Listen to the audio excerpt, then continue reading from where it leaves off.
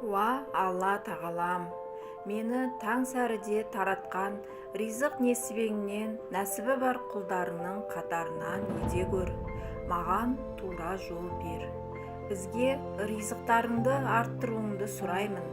Бала шағамызға, жұмыстарымызға береке бергейсің. Бізге мейірім қазыналарыңды аша көр.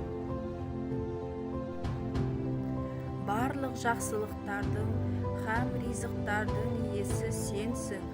Уа Раббым, өзіңнің рахым есігіңді қайта қағып тұрмын.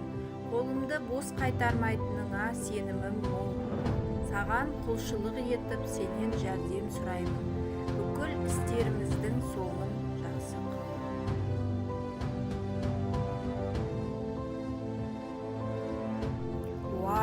Арқа сүйеп бар шер мұңынды ақтарар жаратушы ем. Уа Раббым, уа Раббым, уа Раббым, дене мүшелерімді өзіңнің жолында қызмет еттір.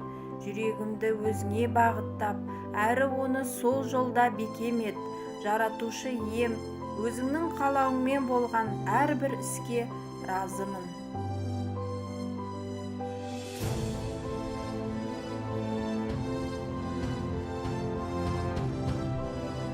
Уа Раббым, бізге ықыласпен амал етуді нәсіп ет.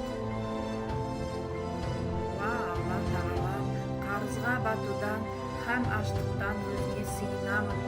Расында аштық нендей қиын. Уа Раббым, маған даналықты нәсіп етіп, ізгілердің қатарына қоса көр.